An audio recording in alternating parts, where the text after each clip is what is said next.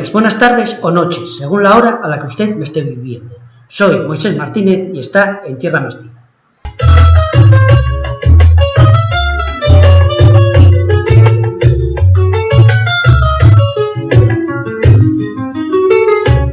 Canal este que intenta divulgar lo hispano en su aspecto histórico, cultural, científico y social. La sangre de mi espíritu es mi lengua, y mi patria es allí donde resuene. Soberano su verbo que no amengua, su voz por mucho que ambos mundos llene. Ya Séneca la preludió a uno nacida, y en su austero latín ella se encierra. Alfonso de Europa dio con ella vida, Colón con ella redobló la tierra. Y esta mi lengua flota como el arca, de 100 pueblos contrarios y distantes, que las floras en ella hallaron brote. Tejuales y rizal, por sella barca, legión de razas, lengua en que a Cervantes Dios le dio el evangelio del Quijote. Poema titulado La sangre del espíritu, de don Miguel de Unamuno y Jugo, notable en la historia de España, nacido en Bilbao un 29 de septiembre de 1864. Dramaturgo, ensayista, novelista, poeta, profesor y político español. Entre sus publicaciones podemos encontrar Niebla, El pasado que vuelve, Por tierras de Portugal y España, Romancero del destierro, del sentimiento trágico de la vida, La agonía del cristianismo, Vida de Don Quijote y Sancho. Doctor en Filosofía y Letras, catedrático y 3 veces rector de la Universidad de Salamanca. Destituido 3 veces de su cátedra, la primera vez por Miguel Primo de Rivera, la segunda vez por el presidente Manuel Azaña, y una tercera y última vez el 22 de octubre de 1936 por Francisco Franco. Unamuno comenzó su carrera literaria como internacionalista y se fue convenciendo poco a poco de los valores universales de la civilización y cultura hispana. Alabado y respetado en unos momentos, repudiado y olvidado en otros tiempos, por los unos, por los otros y los del medio, siempre permaneció fiel a sus principios y murió horrorizado por la barbarie y la vulneración de los derechos humanos, pues solo buscaba el bien de la humanidad, el bien de la civilización hispana. Izó la bandera republicana en la Plaza Mayor de Salamanca. Después apoyó al movimiento nacional encabezado por Franco, pues tenía el convencimiento que aquello que representaba la Segunda República ya no era socialismo, ya no era democracia, ni siquiera comunismo. El fusilamiento de José Rizal en 1886 en Filipinas no solo le pareció un crimen constitucional instigado por el credo, además le afectó profundamente. Pero ¿quién mejor para hablar de una figura de tal talla que un psicólogo que hoy nos vuelve a acompañar, don Pablo Jesús Gallardo García? Muchísimas gracias por darme la oportunidad de volver a estar aquí, sobre todo para hablar de esta figura que yo creo que es tan importante y tan relevante dentro de, no solo de la filosofía española, sino, podríamos decir, de toda la tradición hispana, ¿no? Bueno, la figura de Unamuno es una figura que, tal y como ha relatado ya Moisés en la introducción bibliográfica, es una figura que la palabra que podríamos definirla como contradictoria, ¿vale? Es decir, Unamuno es de esas figuras que son muy difíciles de enmarcar. Ni podemos decir que era socialista, ni podemos decir que era tradicionalista, ni podemos decir que era neocantiano, ni espiritista, ni nacionalista vasco, ni nacionalista español. Unamuno era todas esas cosas y ninguna de ellas al mismo tiempo. Yo quería remarcar ahora algunos acontecimientos bibliográficos adicionales a los que has comentado, Moisés. Por ejemplo, cabe destacar que la figura de Unamuno también ha sido muy prolífera y también desconocida su faceta en la filología. Él se destaca mucho porque entre 1892 y 1893 estudia el cantar del Biocid. Estudia sobre todo lo que es el léxico, la métrica, la gramática y demás. De hecho, conocía tan bien el poema del Biocid, que por cierto recomiendo a todo el mundo su lectura, que llega a ser finalista en un concurso de la Real Academia de la Lengua, perdiendo a que contra otro titán de nuestra tradición hispánica, como es por ejemplo la figura de Ramón Menéndez Pidal, que yo creo que merecería también un programa aparte. Bueno, él fue también, estuvo muy metido en el Partido Socialista Vasco, que podemos decir que era el PSOE vasco del País Vasco de aquella época. Y siempre estuvo influenciado tanto por el marxismo, el socialismo, también la parte del catolicismo y demás, ¿no? También quería destacar que, bueno, como tú has dicho, él ha sido una de las figuras que, por así decirlo, se ha peleado con todo el mundo, tanto con la izquierda como con la derecha, ya sea con Primo de Rivera, como con la República, como con el propio Franco.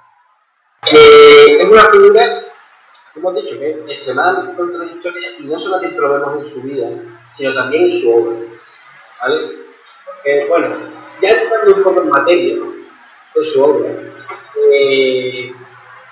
podríamos decir que la obra de alguna forma empieza sobre todo con el hundimiento del Imperio Español. Una vez que se hunde el Imperio Español, perdemos Cuba, perdemos Filipinas y perdemos Puerto Rico, Guam y demás, y solo nos queda lo que sería el norte de África y el resquicio de Guinea Ecuatorial. Pues en aquella época escribe Unamuno su primera obra ensayística, que es en torno al casticismo, ¿vale? Y esta obra, para entenderla, tenemos que relacionarla también con una obra que tengo aquí, ¿vale? Que no sé si se verá bien, ¿vale? Aquí. Esta obra se llama Idearios Españoles, de otra gran figura de nuestra colección, que es Ángel Gabinet, granaíno, que tuvo bastante en los primeros años de Grupo Unamuno. Gabinet en este libro incluye las respuestas que le da el propio Unamuno hacia ese libro. Habla sobre la primacía de las ideas. Gabinet entiende que ideas como la libertad, el cristianismo, la ciencia, la razón y demás son las ideas que mueven, que son lo que mueve al ser humano, ¿vale? ¿Qué es lo que pasa? Unamuno, que estaba mucho más de Gabinet y en muchas cosas estaban muy de acuerdo con él, rompe radicalmente en este punto. ¿Por qué? Para Unamuno, las ideas son el resultado del hombre de carne y hueso, no al revés. Es el hombre de carne y hueso, con texto y demás, lo que potencia las ideas y no al revés. De hecho, llegó a un punto donde Unamuno lo que es que los factores radicales de la vida de un pueblo son la economía, y más concretamente la economía agraria, ¿vale? Y la religión. El régimen económico de la propiedad, sobre todo la rural, y el sentimiento acerca del fin o de la vida son las dos piedras angulares de la constitución íntima de un pueblo. Es decir, la obra de un puede entenderse como el vivir y el morir del español, o de los españoles, del hombre español, el ser de los españoles y las españolas que habitaron tanto en su tiempo como el de ahora, ¿no? Entonces, este primer núcleo filosófico se va a ir expandiendo a través de las diferentes lecturas que va haciendo sobre la tradición cristiana, tanto la católica como primero la paleocristiana, San Pablo, Orígenes, Taciano y demás, la católica y la protestante, ¿vale? Entonces, para uno, los dos principales épocas que vamos a tener para ver este periodo son, como ya comentaba Moisés, el sentimiento trágico de la vida y la agonía del cristianismo. Yo también incluiría su diario íntimo, porque en el diario íntimo, aunque no sea una obra filosófica propiamente dicha, sí que se trasluce su propia filosofía. Y además también incluiría una pequeña obra de teatro, como conocía, San Manuel Bonomar, donde la figura del protagonista transparenta la propia figura de una mujer.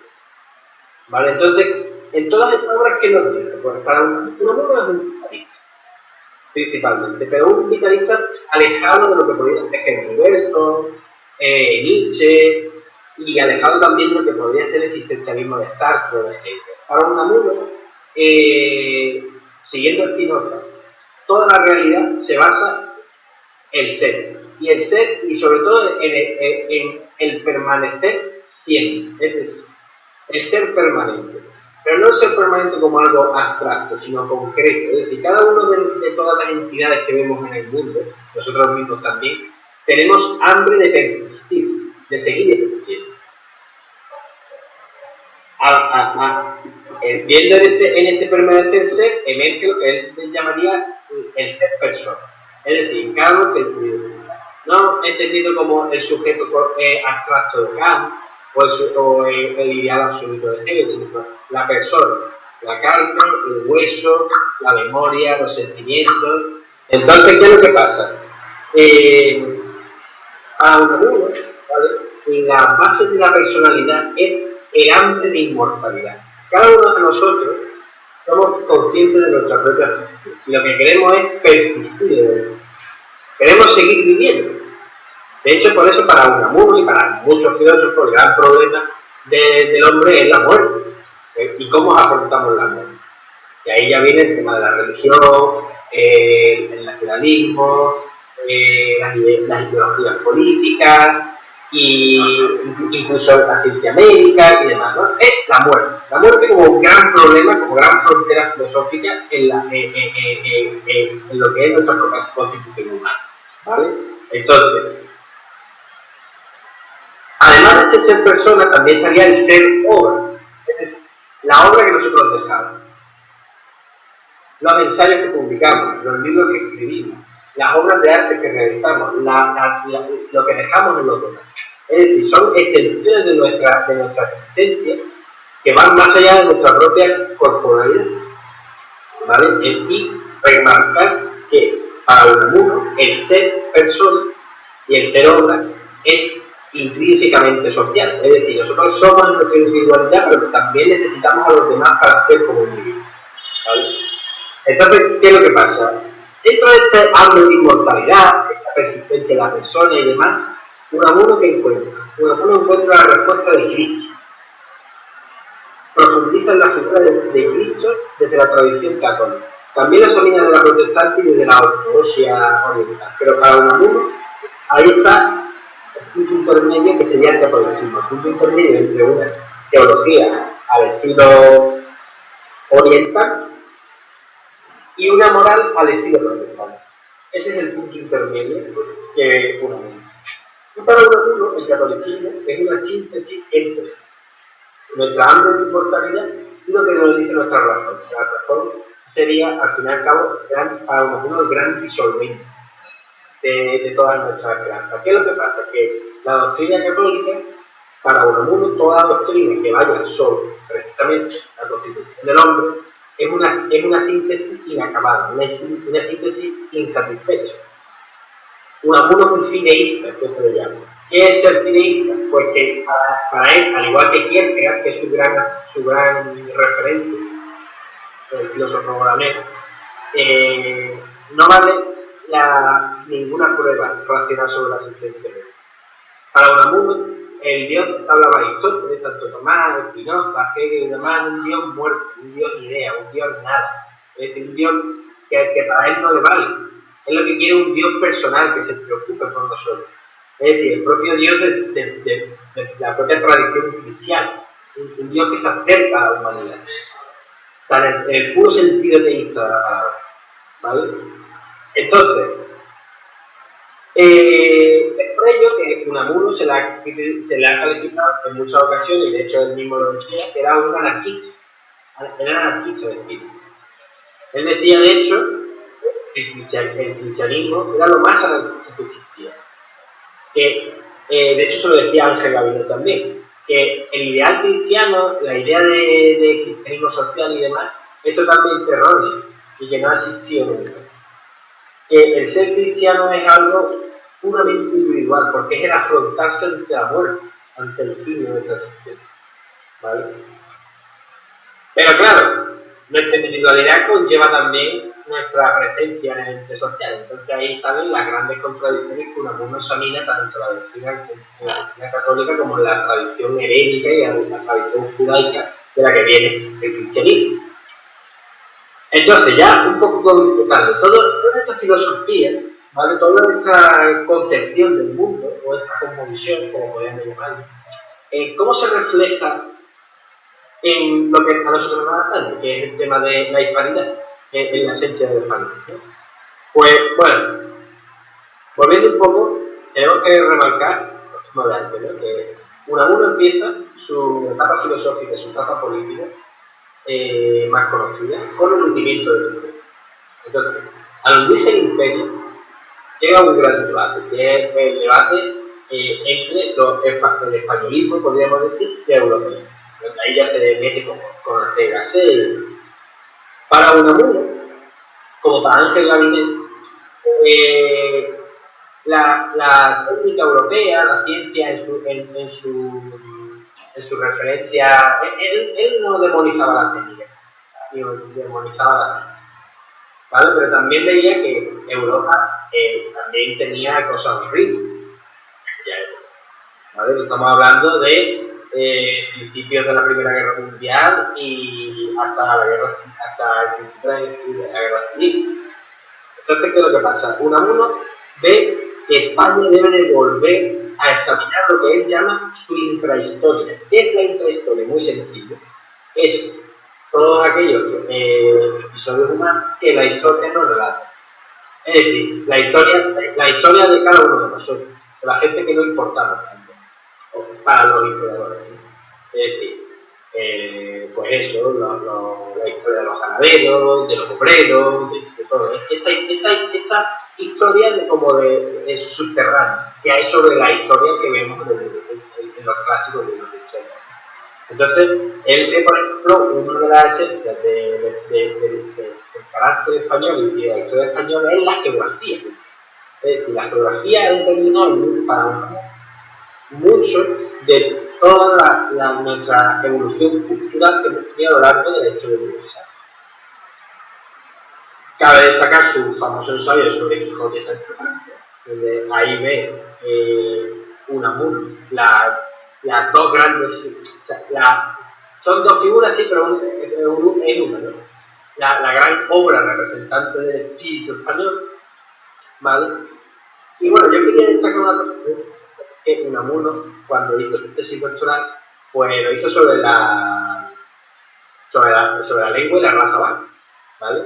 Entonces él habló con Ángel Gabinet sobre el tema de los orígenes del español y demás, porque Ángel Gabinet decía que España era una mezcolanza de razas, de culturas y demás.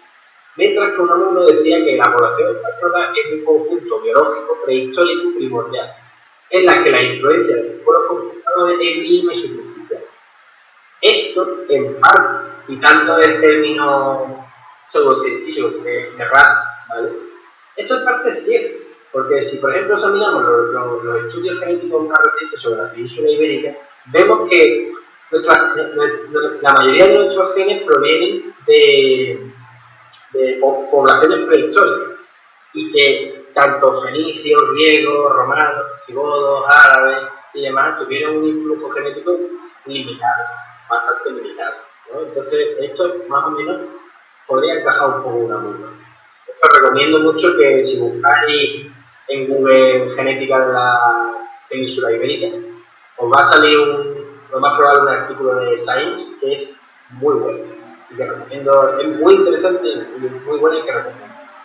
¿No? Entonces, claro, aquí Unamuno también lo que hace es distinguir entre la constitución biológica, como podríamos decir raza, que puedo decir un método pseudocientífico, ¿vale? propio de la época, con la cultura. Es decir, que no esto de que hay culturas mejores y otras que por temas de raza y demás no tiene sustancia científica, ¿vale? Y bueno, entonces, volviendo un poco al tema, Unamuno ve en el regionalismo la clave del conjunto español. Es decir, España es un conjunto de regiones que tienen su singularidad, su individualidad, pero que están protegidas entre sí.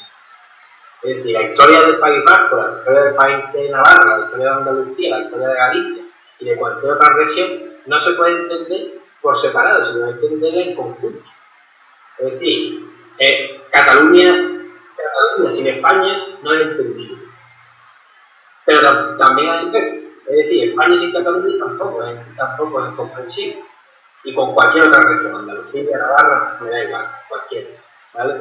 Entonces, claro, ¿qué es lo que pretende su texto político, por así decirlo? Sería la regeneración y superación de España por sus propias fuerzas y, muy importante, mirando a las Américas. Unamuno siempre tenía en cuenta a las Américas. Y siempre tenía en cuenta de la hermandad espiritual, podríamos llamarlo, ¿vale? A mí no me gusta mucho el término, pero bueno, o mejor hermandad cultural que había con las Américas, tanto propiamente americanas como africanas, como asiáticas, ¿no? Como has comentado antes con el caso de Filipinas. Y bueno, me gusta y acabar. Por una cosa que yo creo que es importante para el hispanismo, que es el tema de los nacionalismos regionalismos. Y quería hablar un poco sobre la figura que tiene Unamuno entre la relación entre el País Vasco, Vasconia, con España. ¿Vale? Esto tiene aparte de su tesis doctoral y de varias otras obras que tiene, yo recomiendo mucho este libro, ¿vale? No sé si se ve, es Paz en la Guerra, de Unamuno. Evidentemente que es su primera novela pública y trata sobre un episodio muy interesante que es el 2 de mayo de Bilbao, que es el fin de la Tercera Guerra Carlista y cómo entran las tropas nacionales en Bilbao. Entonces, Unamuno representa la dimensión vasco-española del País Vasco. Es decir, Unamuno está totalmente en contra, por ejemplo, del nacionalismo esencialista de Sabino Arana. De hecho, se dio los más principales. De hecho, lo criticó en muchas ocasiones y demás, y decía que la pseudoteoría esta histórica de que los vascos eran una raza que no se habían mezclado con nadie y demás, porque era totalmente ficticia y que con el conocimiento que disponía en la época no se podía determinar el origen prehistórico de los vascos. ¿Vale? Entonces, ahora sí que podemos, ¿vale? Determinamos un poco, porque de todas formas, aunque haya una diferencia con los vascos de demás, que hay genéticamente, eso no conlleva a ninguna superioridad o inferioridad intelectual ni nada por el estilo, ¿vale? Entonces, ¿qué dice? Pues mira, Unamuno sobre el euskera, que lo conocía bien, ¿vale? Decía que el euskera como un idioma rural sin tradición literaria. Es decir, que el pueblo vasco, para verter su tradición e incorporarse a la historia, siempre ha tenido que recurrir al español y al francés. De hecho, no se olvida de la parte francesa del País Vasco. ¿Vale? Y que el rasgo dominante del vasco no es el particularismo de la localidad, es todo lo contrario, el universalismo, porque de hecho, si vemos en la historia, numerosos navegantes, numerosos comerciantes y demás han sido del País Vasco. Y acaban un poco diciendo, pues bueno, que la historia vasca es una extensión más con pleno derecho y plena autonomía, pero siempre unida con la historia española. Porque todos los pueblos tenemos historia y lo que nos une es la historia de España, precisamente. ¿Por qué? Porque España es una nación, pero polilingüe y polimorfa, diversa y que merece el respeto de cada una de las zonas, pero siempre hermanadas hacia un horizonte común, que es la hispanidad, siempre mirando a la cabeza. Y bueno, si quieres preguntarme algo, comentar algo, Moisés. Sí, has explicado perfectamente lo que era para Unamuno la intrahistoria. Ahora explica lo de, si es posible, lo que significa la metahistoria. Sí, bueno, la metahistoria sería un poco parecido a lo que decía Ortega, ¿no? Es como el propósito de la comunidad hispánica, ¿no? De hecho, él, por ejemplo, eso lo veía mucho en el tema de cuando vino a la República, él se ilusionó muchísimo por la República. Porque él había sido siempre un feroz antimonárquico.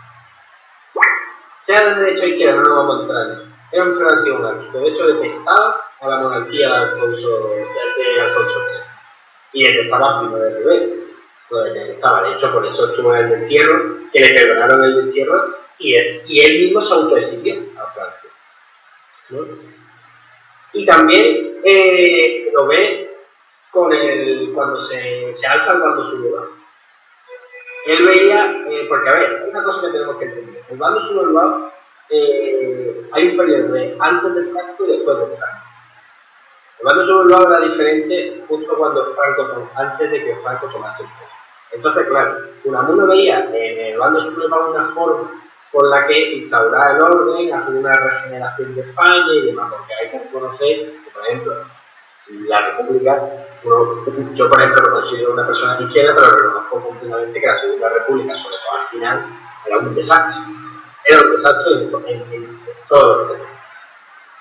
¿Y qué es lo que pasa? Que cuando ya viene Franco, mando totalitario, represión, los propios mirar atrás diciendo muerto la inteligencia y que los vascos y los catalanes son la antipatria y demás, pues ahí Unamuno ve que ese no es el propósito de España. De hecho, Unamuno llega a decir que esta civilización cristiana que yo pedía que se salvase en España no es aquí, y menos hermanos de católicos españoles, cristianos, de cristianos nada. Tan salvajes los unos como los otros. Entonces, Unamuno siempre veía que España era una realidad diversa, muy diversa, contradictoria, porque para él todo era contradictorio. Y claro, imponer un mensaje o imponer un proyecto sin tener en cuenta la realidad polimórfica en la propia España nos ha conllevado a todos los grandes fracasos que hemos tenido a lo largo de la historia. No sé si nos puedes explicar algo sobre el concepto de cainismo acuñado por Unamuno.